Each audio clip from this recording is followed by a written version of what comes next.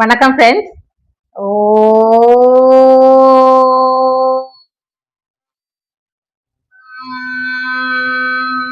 நம சிவாய. ஃப்ரெண்ட்ஸ், இன்னைக்கு குலதெய்வ வழிபாடை பத்தி நாம கொஞ்சம் தெரிஞ்சுக்கணும். எல்லோர் வீட்டிலும் குலதெய்வ வழிபாடுங்கிறது ரொம்ப முக்கியமான ஒன்றா இருந்துட்டு இருக்கு. எல்லோருமே இந்த ஆடி மாதத்துல குலதெய்வத்தை சென்று வணங்கி வருவதும் பரம்பரையா தொன்று தொட்டு வந்துகிட்டு இருக்கு, ஒரு வழக்கமா இருந்துகிட்டு இருக்கு ஃப்ரெண்ட்ஸ். இந்த குலதெய்வ வழிபாடு என்பது நம்மளது பாரம்பரியமாக பரம்பரையை குலத்தை வளர்க்கக்கூடிய ஒன்று அப்படின்னு சொன்னா அதுல ரொம்ப மிகையெல்லாம் இல்லை, சரியாதான் நம்ம சொல்றோம். ஏன்னா நாமும் அப்படித்தான் வணங்கி வந்துகிட்டு இருக்கோம். அப்படிப்பட்ட குலதெய்வ வழிபாடு என்பது இந்த ஆடி மாதத்துல ரொம்ப சிறப்பானதா எல்லோரும் செஞ்சுட்டு இருக்காங்க. அது எத்தனை தூரத்தில் இருந்தாலும் ஆண்டுக்கு ஒரு முறையாவது சென்று குலதெய்வத்தை வழிபட்டு வருவது நமது பரம்பரையை, நமது வாரிசுகளை நன்றாக வைக்கக்கூடிய அந்த ஒரு தெய்வத்தை நாம் வணங்குதல் என்பது சிறப்பானதாக இருக்கும். இந்த ஆடி மாதத்துல குலதெய்வ வழிபாட்டை பற்றி நாம தெரிந்து கொள்வதற்கு முன்னால தேகோரி ஜோதிடாலயம் சேனல்ல நீங்க முதல் முறையா பாக்குறவங்களா இருந்தா சப்ஸ்கிரைப் பண்ணுங்க ஃப்ரெண்ட்ஸ். அப்படியே பெல் ஐக்கான கிளிக் பண்ணுங்க, லைக் பண்ணுங்க, ஷேர் பண்ணுங்க ஃப்ரெண்ட்ஸ். வாங்க ஃப்ரெண்ட்ஸ், குலதெய்வ வழிபாட்டினை மேற்கொள்வோம்.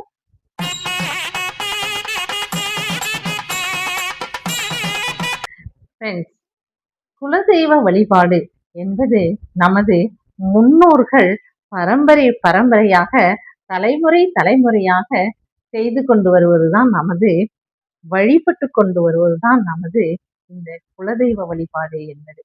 இந்த குலதெய்வம் என்பது நமக்கு முன்னோர்களாக வாழ்ந்தவர்கள் தான் நமக்கு குலத்தின் தெய்வமாக இருக்கவங்க. பாரம்பரியமிக்க இந்த குல தெய்வங்கள் நம்மள பரம்பரையா வம்சா வழியா வாழையடி வாழையா நம்ம குலத்தை நன்றாக வாழ வைக்கும். நீங்க எந்த எந்த புண்ணிய சேத்திரத்துல வேணாலும் போய் புண்ணியத்தை தேடிக்கொண்டு வரலாம். காசியில போய் கங்கையில குளிக்கலாம், ராமேஸ்வரத்துல போய் அக்னி தீர்த்தத்துல குளிக்கலாம், எல்லாமே பண்ணலாம். அத்தனை காரியங்கள் அங்க செய்ய வேண்டிய வைதிக காரியங்கள் அத்தனையுமே பண்ணிட்டு வரலாம். இருந்தாலும் இத்தனைக்கும் உங்களுடைய குலதெய்வத்தின் அருள் கண்டிப்பா இருந்தாகணும். குலதெய்வத்தின் அருள் இருந்தால்தான் மற்ற இஷ்ட தெய்வங்களின் அருளும் உங்களை வந்து சேரும். ஏன்னா சொல்லுவாங்க, பெரியவங்க எங்களுக்கெல்லாம் சொல்லியிருக்காங்க, நீ என்னத்தான் இஷ்ட தெய்வமா அவரை வணங்குறேன், இவரை வணங்குறேன், இந்த அம்மனை வணங்குறேன் அப்படின்னு நீ சொன்னாலும் அந்த அம்மன்களோ நீ வணங்கும் தெய்வங்களோ முதல்ல நீ கேட்கிற வரத்தை உன்னுடைய குலதெய்வத்திட்ட தான் போய் கேட்கும். அம்மா, இவங்க உங்களுடைய பரம்பரையில வந்தவங்க, இவங்க இந்த வரத்தை என்கிட்ட கேட்கிறாங்க, இந்த வேண்டுதல் வைக்கிறாங்க, நான் என்ன செய்யட்டும், கொடுக்கட்டுமா அப்படின்னு சொல்லி குலதெய்வத்துக்கிட்ட தான் நம்மளுடைய இஷ்ட தெய்வங்கள் கேட்குமா. குலதெய்வம் சரி ஓகே அப்படின்னு சொன்னா மட்டும்தான் இஷ்ட தெய்வங்கள் நாம கேட்கக்கூடிய அந்த வரத்தையும் சரி வேண்டுதல்களையும் சரி நிறைவேற்றி வைக்கும் அப்படின்னு சொல்றாங்க. பெரியவர்கள் எங்களை போன்றவர்களுக்கு அதை போலதான் சொல்லி வளர்த்து வந்திருக்காங்க. அதனால குலதெய்வத்தை என்னைக்குமே விட்டுடக்கூடாது அப்படின்னு சொல்லியிருக்காங்க. ஆனா சில பேருக்கு குலதெய்வமே எதுன்னு தெரியாம இருக்கு. அவர்களுக்கு என்ன செய்யலாங்கிறதையும் நான் சொல்றேன். இப்ப நம்ம குலதெய்வத்தை நமது முன்னோர்கள் எப்படி வழிபட்டார்களோ அதனை போலத்தான் இன்றும் வழிபடணும். நாம அந்த வழிபாட்டு முறைகளை அவர்களிடந்து பாரம்பரியமா நம்ம கத்துக்கணும். பெரியவர்கள் எப்படி பண்றாங்களோ அதே வழியில தான் நாமளும் நம்மளுடைய குலதெய்வ வழிபாட்டை செய்யணும். ஏன்னா குலதெய்வமாக இருக்கக்கூடியவர்களே நமது முன்னோர்கள் தான். குலதெய்வத்தை நாம வணங்கும் போது அந்த கோவிலில் என்ன முறைகள் இருக்கிறதோ அப்படித்தான் வணங்கணும். இவர்கள் என்ன ஜாதியாக இருந்தாலும் சரி, எதுவாக இருந்தாலும் சரி, நம்மளுடைய தமிழ்நாட்டினுடைய குலதெய்வங்கள் எல்லாமே கிராமப்புற தேவதைகளாகவும் வீட்டு காவலுக்கு இருக்கக்கூடிய அந்த தெய்வங்களாகவும் தான் இருக்காங்க. அதாவது கிராமப்புற தெய்வங்கள்னா அங்காள பரமேஸ்வரி, செம்பாயி அம்மன், காளியம்மன், பத்ரகாளி அம்மன் இப்படிப்பட்ட தெய்வங்களும், கருப்பசுவாமி, ஐயனார் சுவாமி இப்படிப்பட்ட தெய்வங்களும் தான் நமக்கு குலதெய்வங்களா இருந்துகிட்டு இருக்காங்க. காவல் தெய்வங்களாக இருக்கக்கூடிய கருப்பசாமியும், ஐயனார் சுவாமி, இதனை போல தாண்டவராய சுவாமின்னு சொல்றாங்க. இதை போல நிறைய சுவாமிகள் நமக்கு குலதெய்வமா இருக்காங்க. இது ஜாதி எல்லாம் தாண்டி எல்லா தெய்வங்களுக்கும் எல்லா ஜாதிகளிலும் குலதெய்வம் இருக்காங்க. அதாவது குலதெய்வம்ங்கிறது ஜாதியை பொறுத்து இல்லை. ஏன்னா தமிழ்நாட்டில் நாம எல்லோருமே ஒரே ஜாதியாக தான், தமிழன் அப்படிங்கிற ஒரே ஜாதியா தான் இருந்திருக்கும். அதனாலதான் கிராமப்புறத்துல இருக்கிற நம்மளுடைய குலதெய்வங்கள் மேல் ஜாதியினருக்கும் அவர்கள்தான் குலதெய்வம், மற்ற ஜாதியினருக்கும் அவர்கள்தான் குலதெய்வமா இருந்துட்டு இருக்காங்க. அதனால நம்ம தமிழ்நாட்டுல ஜாதியெல்லாம் என்னைக்குமே இருந்ததில்லை. இந்த குலதெய்வங்களை நம்ம வழிபடும் போது அதனையும் நீங்க யோசிக்கலாம், பார்க்கலாம். எல்லோருமே ஒன்றாகத்தான் குலதெய்வங்களுக்கு வழிபடுகிறார்கள். அவரவர்கள் பூஜை முறைப்படி வழிபடுகிறார்கள். சிலர் சைவமா பூஜை பண்றாங்க, சிலர் அசைவமா பூஜை பண்றாங்க. அவ்வளவுதான். ஆனா தெய்வம் ஒன்றுதான். அங்காள பரமேஸ்வரி அம்மன் கோவிலில் சுத்த பூஜை செய்பவர்களும் உண்டு. அதே போல ஆடு, கோழி இதனை பூஜைக்கு கொடுப்பவர்களும் உண்டு. இப்படி இரண்டுமே கலந்துதான் செய்து கொண்டிருக்காங்க. அதனால தமிழர்களை பொறுத்த வரைக்கும் ஜாதி என்பதே கிடையாது. குலதெய்வம் என்பது நமது கிராமப்புற தேவதைகளா தான் இருந்துட்டு இருக்காங்க, காவல் தெய்வங்களா தான் இருந்துட்டு இருக்காங்க. சரி, இவர்கள் குலதெய்வத்தை வணங்கும் போது நமக்கு என்ன கிடைக்கும் அப்படின்னா, நம்மளுடைய முன்னோர்கள் அங்கு சென்று வழிபட்டதுனால அவர்களுடைய ஆசிகளும் நமக்கு கிடைக்கும். குலதெய்வத்துல நம்மளோட கொள்ளு தாத்தா, எள்ளு தாத்தா, பாட்டியில இருந்து இன்று இருக்கக்கூடியவர்கள் வரைக்கும் நாம் நமது குழந்தைகள் வரைக்கும் போய் வணங்குவதனால நமக்கு குலதெய்வ வழிபாடுங்கிறது ரொம்ப முக்கியமா இருக்கு. பெரியவர்கள்லாம் வணங்கினதுனால அவர்களுடைய ஆசிகளும் நமக்கு அந்த இடத்துல கிடைக்கும் பாருங்க. குலதெய்வத்துக்கு அவ்வளவு பெரிய சக்தி இருக்கு. உனக்கு என்ன வேணும் அப்படின்னு அவங்களாவே வந்து நமக்கு செய்யக்கூடியவர்கள் தான் குலதெய்வம். ஏன்னா நம்மளுடைய அப்பா அம்மா நம்ம சிரமப்படும் போது பார்த்துக்கிட்டா இருப்பாங்க. உடனே வந்து என்னம்மா வேணும், என்னப்பா வேணும்னு கேட்கறாங்க இல்லையா? அதை போலதான் குலதெய்வமுமே.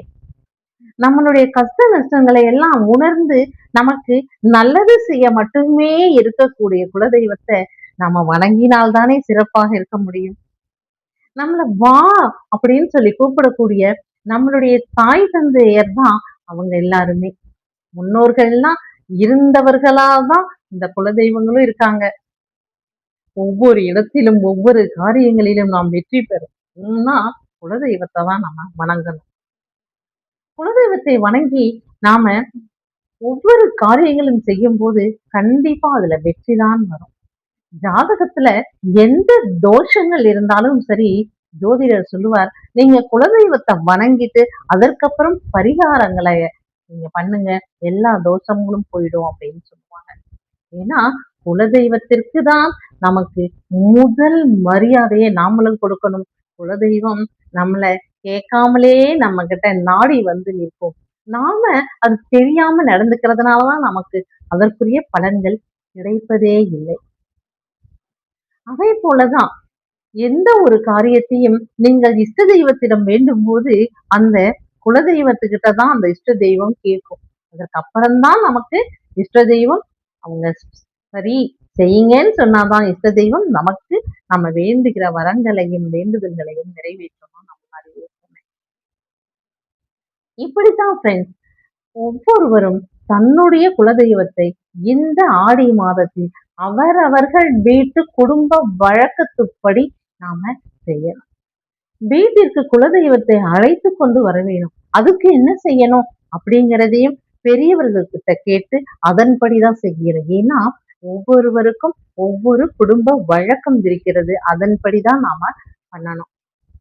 குலதெய்வத்தை தெரியாதவர்கள், அறியாதவர்கள் சில பல காரணங்களால் சில தலைமுறைகளாக தெரியாதவங்களா இருந்தா, ஜோதிட வல்லுனர்களிடம் தன்னுடைய பிறந்த தேதி, பிறந்த நேரம், பிறந்த இடத்த கொடுத்து கணித்து பார்த்து அவர்கள் உங்களுடைய குலதெய்வத்தை கண்டிப்பாக சரியாக சொல்லுவாங்க. நமது ஜெயகூரி ஜோதிடாலயத்தின் ஆசான் அருள்ராமையா அவங்களும் இந்த மாதிரி குலதெய்வத்தை எத்தனையோ பேருக்கு தெரிய வச்சிருக்காங்க. அப்படி நமக்கு குலதெய்வத்தின் அருள் கிடைக்கணும் அப்படின்னு சொல்லி நமக்கு நேரம் வந்துருச்சுன்னா எல்லாமே சரியா நடக்கும் பாருங்க. எதற்காக சொல்றேன்னா, எந்த ஒரு நல்ல செயல்களையும் நம்ம வீட்டுல செய்யும்போது ஒரு கல்யாணமா இருக்கலாம், இல்ல காதுகுத்தா இருக்கலாம், இல்ல எந்த ஒரு நல்ல செயல்கள், ஒரு கிரகப்பிரவேசமா இருக்கலாம், எதா இருக்கட்டும். குலதெய்வத்தை வணங்கி அவங்களுக்கு ஒரு ரூபாய் காயின மஞ்சள் துணியில மடிச்சு அதை கட்டி எடுத்து வச்சுட்டு அதற்கப்புறம் தான் வணங்கிட்டு அன்னைக்கு வீட்டு தெய்வத்தை கும்பிட்டுட்டு அதுக்கப்புறம் தான் ஒவ்வொருத்தரும் பத்திரிக்கை வைக்கிறதுல இருந்து எல்லா வேலைகளையும் ஆரம்பிப்பாங்க பாருங்க. அப்படி குலதெய்வத்துக்கு நம்ம முதல் மரியாதை செய்யணும். முதல் பத்திரிக்கையும் குலதெய்வத்துக்கு தான் வச்சுட்டு வருவாங்க. வீட்டுல நம்ம முதல்ல அந்த மாதிரி காணிக்கைய முடிஞ்சு வச்சுட்டு தான் அடுத்த வேலையே செய்ய ஆரம்பிப்போம் குலதெய்வத்துக்கு. ஏன் இன்னைக்கு இந்த குலதெய்வத்தை பத்தியே இப்படி பேசுறேன் அப்படின்னு கேட்டீங்கன்னா, அதனுடைய அருமை தெரிந்தவர்கள் எல்லாரும் இதுல நல்ல கேட்டிருப்பாங்க. ஏன்னா உண்மை அதுதான். குழந்தைங்களுக்கு நம்மளுடைய வாரிசுகளுக்கு நமது குலதெய்வத்தை பத்தி எல்லாமே எடுத்து சொல்லி அவர்களையும் வணங்க வைக்கணும். பெரியவர்களுக்கான மரியாதையை கொடுக்கணும் இல்லையா? குலதெய்வத்தின் வாசலில் போய் நின்று நாம் கேட்கும் அத்துணையும் நமக்கு மடியில் வந்து விழும். ஏன்னா நமது முன்னோர்கள் அங்கதான் இருக்காங்க. அவர்களுடைய ஆசிகள், அவர்கள் வந்து போன அந்த காலடி சுவடுகள் எல்லாமே அங்க இருக்கிறதுனால நமக்கு எல்லாமே சிறப்பாக அமையும் அப்படிங்கிறது வழக்கம். இந்த ஆடி மாதத்துல வெள்ளிக்கிழமை, ஞாயிற்றுக்கிழமை, இல்ல செவ்வாய்க்கிழமை காலத்துல ஒவ்வொரு குலதெய்வத்துக்கும் சென்று அவரவரும் வழிபட்டு வரத நாம பார்க்கிறோம். ஃப்ரெண்ட்ஸ், நீங்களும் எல்லோருமே சரி, நாம் எல்லோரும் இந்த ஆடி மாதத்தில் ஒரு முறை நம்மளுடைய குலதெய்வம் கோயிலுக்கு சென்று வழிபட்டு வருவோம். நமது வீட்டில் மங்களகரமான அத்தனை நிகழ்ச்சிகளும் சந்தோஷமாக நடக்கட்டும்.